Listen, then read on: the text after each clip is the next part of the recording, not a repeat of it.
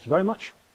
My name's Steve Malone. I work for York Archaeology, but not up here, not in the York office. I'm based in the Nottingham office, and what was part of Trent and Peak Archaeology once upon a time. So I do a lot of work on the Trent Valley and the riverine landscapes.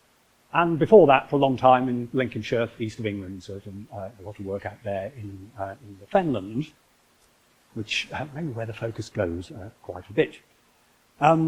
Kristina is our head of geoarchaeology. Her name is on the presentation, but she isn't able to be here today because she is in one of those gravel quarries in the Trent.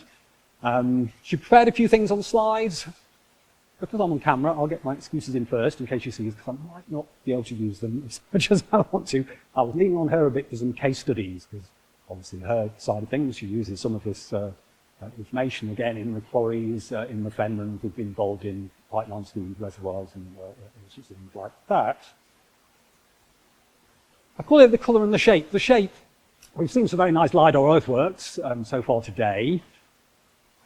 Some of the things I show you, the surface expression is part of what we want to look at, but really it's landforms, landscape, and using the colour ramps to define these very fine topographic details of the fens and the river valleys, which help us understand and interpret the settlement and use of the landscape, and in some ways the crop mark plots as well. Am I going forward, back? Something that I obviously shouldn't have done. I'll just use the arrow and so on. Right. When I saw the call for papers and thought, 18 years of aerial archaeology, I did wonder, what have I been doing in those 18 years, really, or 16 years? This is something I presented in Ljubljana in 2008. So I've been working on this for a long time. I was working in the Fenland then. I can't remember if I actually used the poster at the time, but it sits above my desk now. So the genesis of this goes back quite a long way, working with the Environment Agency, the Witham Valley Archaeological Research Committee, and they said, we've got all this lovely LiDAR data, would you like to use it? This is going back, way before this open data environment now, and just sort of putting in ever more ambitious data requests and receiving things on CD and gradually building up this pattern of the Fenland and what we could see there, starting up in the Witham Valley was the bit that we could see this prehistoric river there. The Witham now is canalised all the way along that side and down, sort of gradually expanding it into the Fenland.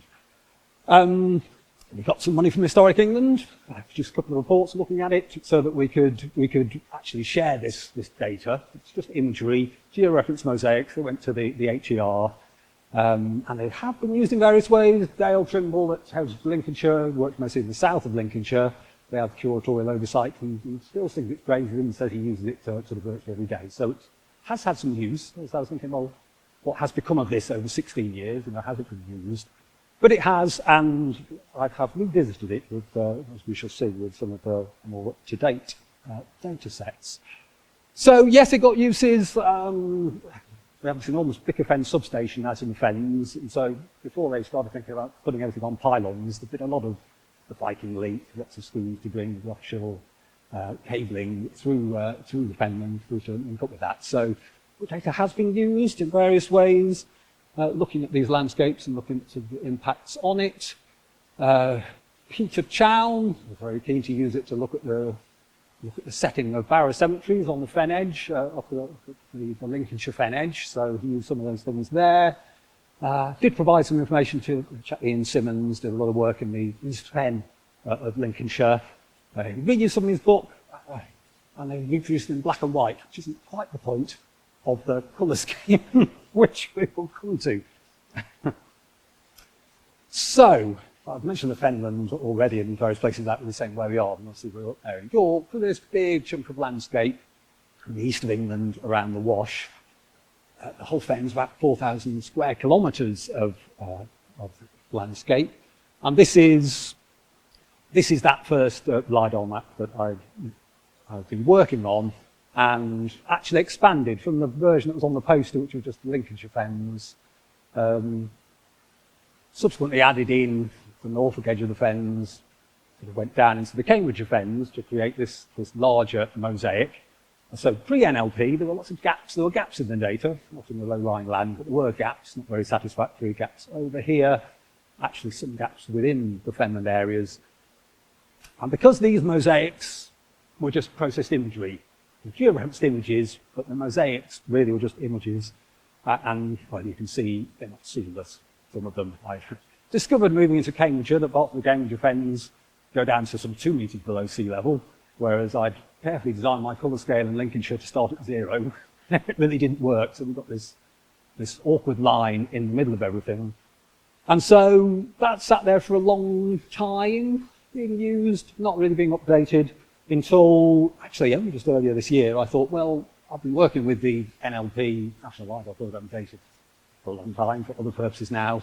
Shall I revisit it and see if I can create something better?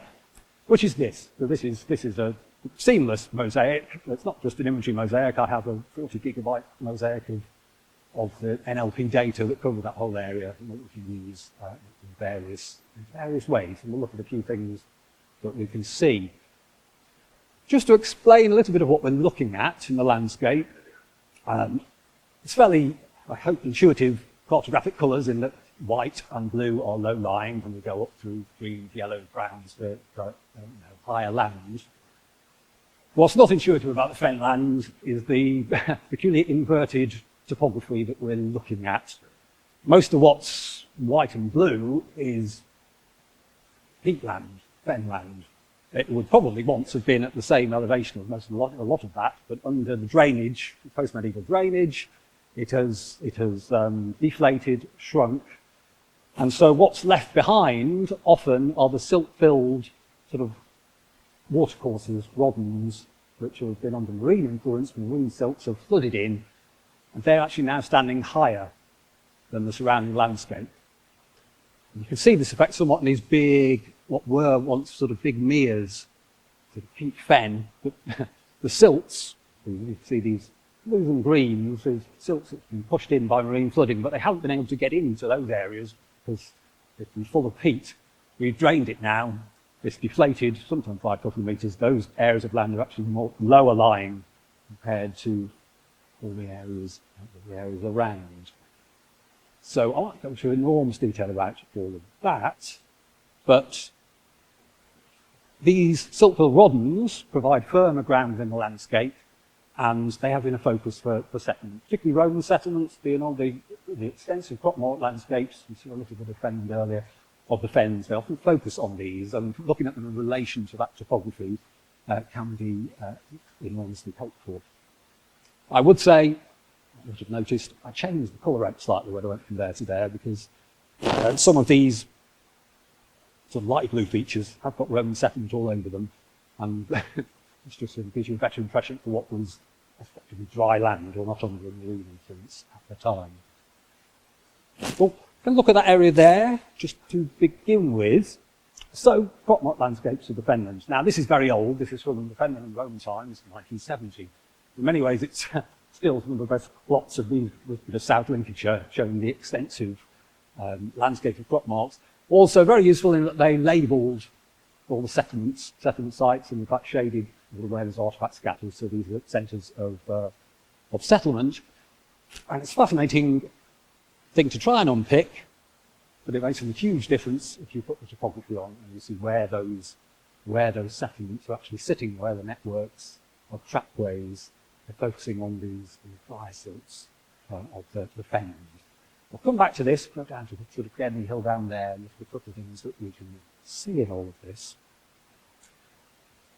I said surface expression wasn't the main thing I was looking at, but it is there. Put these side by side. These are turberies. I can't remember if it's Upwell Fen or Outwell Fen, maybe people in the room who know. Very visible from the air. They've been well mapped in the past, but the Lidar is showing us the actual topographic expression of them. They are 3D features. They're not just. And again, this weird inverted topography. These were peat cuttings, Roman turberies. They've dug the peat out of them. They've been filled in with silt under sort of marine influence, flooding events. And then the peat around it is deflated, and so the silt is sitting up higher than everything else. It was just the peat that they were digging out before. I put them side by side because that was my old colour ramp. Actually, they show a lot better my colour ramp, so you can't win. You change things for one reason, and you can't always win because they show in different ways. Another example of some things as you know, Lidar earthwork features almost. This is a curiosity.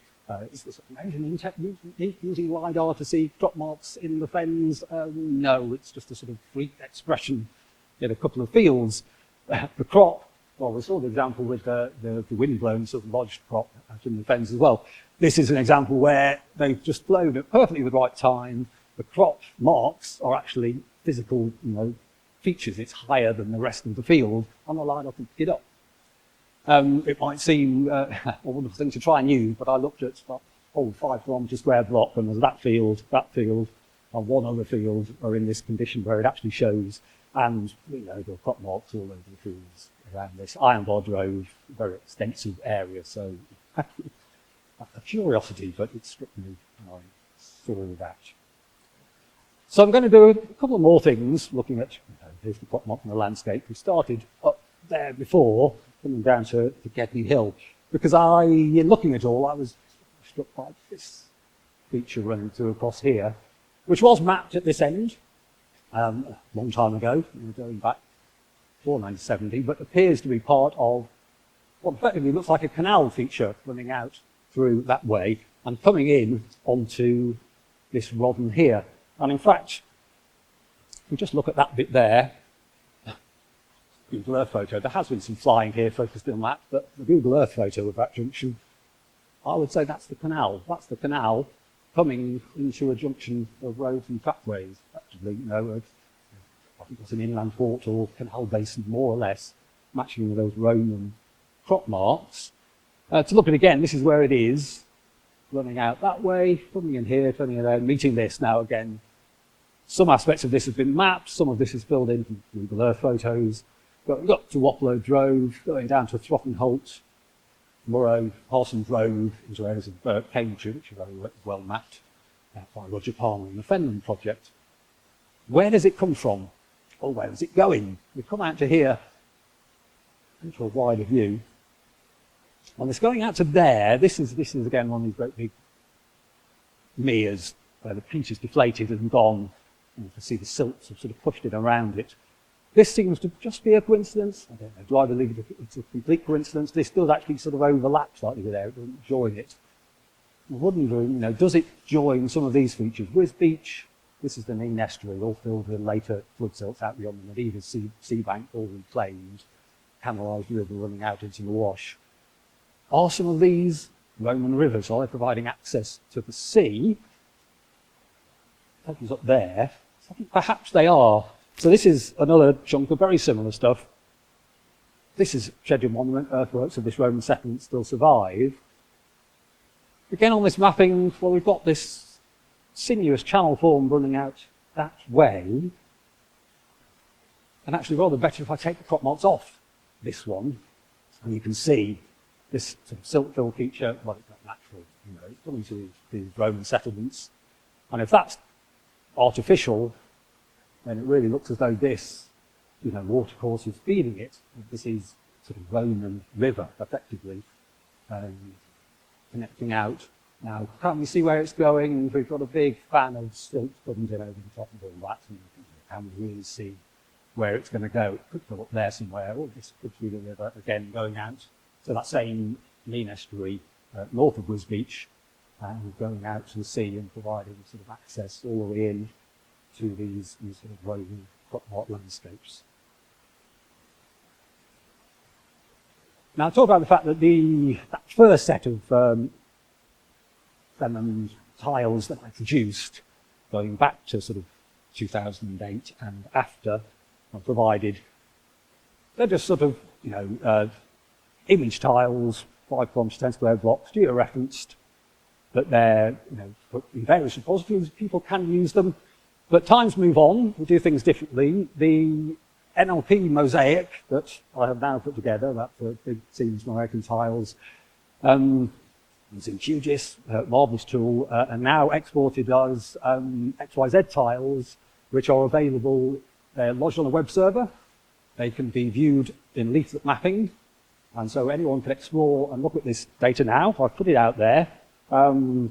There's a web address down there. At the end, I'll put my email address up, or you can come and approach me afterwards. Googling Fenland, Lidar and York Archaeology will get you to it. It gets you to my personal pages. So let me put some of these links, but there's a version of the map out there.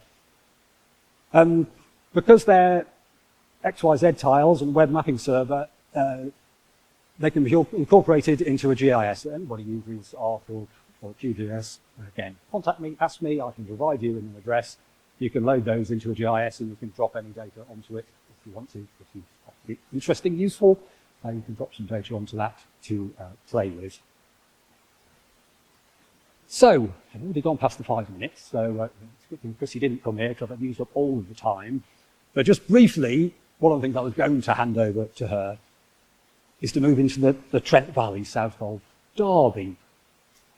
So the marvellous thing about the Fenland is that the astonishing thing about the Fenland is I can just use that colour ramp and apply it to 4,000 square kilometres of land, and it works. You know, it's like there are no gradients. It is flat, but obviously incredible fine detailed topography makes an enormous difference. River valleys, this is a relative elevation model. I've taken out the river gradient. It's only a small stretch, but it still makes a difference to look at define topography in a different sort of way. The Hemington Terrace, Home Pierpont Terrace, lots of things up here, Potlock Cursus, Henry's monuments, barrows, Iron Age and Roman settlements. We've been doing a lot of work, which we've been writing up in quarry on this bank here of the river, and in fact the quarrying has just moved over to this side, and that was the bit that I was just going to show to sort of finish off. I'm going to finish off now, because there's no crop marks on the side. And we looked at that and thought, well, is there any stable land there at all? It's all been reworked and moved. Over here we had Anglo-Saxon fish weirs out here, so it seems like the river has moved across the floodplain quite considerably sort of since the Iron Age and Roman periods. So what could there be in this landscape? This is the old Trent, taking the Vikings up to Repton. That's been there a very long time. Other features sort of running through this landscape here. A lot of never has moved over all of this. Could there be anything in this landscape? Because we don't really see anything. On the other bank of the river, we see these photographs of pit alignments, and they were excavated way back in the 1990s. But as they started on the southern bank, it's just a case of you can't see. Down here, we've got this, which is a post alignment. Iron Age post alignment, which is not here, I don't remember the precise dates, but it runs for 250 metres across this landscape, and we don't see it from the air at all. Now there's an awful lot. There is alluvium over the top of a lot of that. And it's still going. The reason Chrissy isn't here is that she's been out in this stretch of the quarry. Well, I say it's still going. We're starting to strip. We'll find out if it's still going. Interesting in this case, it is cut through by that channel there, but what we can't see in the surface expression, I've got a lot of time poring over these things, is that there is a channel, just still you'd see it, there's a channel through there which is actually earlier than this, and we can't really see that either. We'll sort of look at this, as I say, we were surprised that there was much stable land in there that was not really there. The river had not moved across it at all since the Iron Age. And down to our last minute or so, with apologies to Chrissy, again, we're using this, we're involved in these sort of schemes and pipelines through the bends. She's been out sort of with rigs, digging holes, taking samples out of some of these deposits and trying to date things and looking at where the peak is going on. So this research goes on in the Fenland. It goes on, this is up into the Antrim Valley, rivers again, North Lincolnshire going up to the Humber, talking about deflated peat, loads of peat on the BGS mapping. It's all in the plough zone now. We go out there and dig it as we come through, but again, using the Lidar to look at the old channels. I'll tell you more about it, but I think I'm just about out of time. So we'll go back to that. Email address at the bottom. If anyone should know, just write me a tea, or if anyone wants to ask any further questions about it.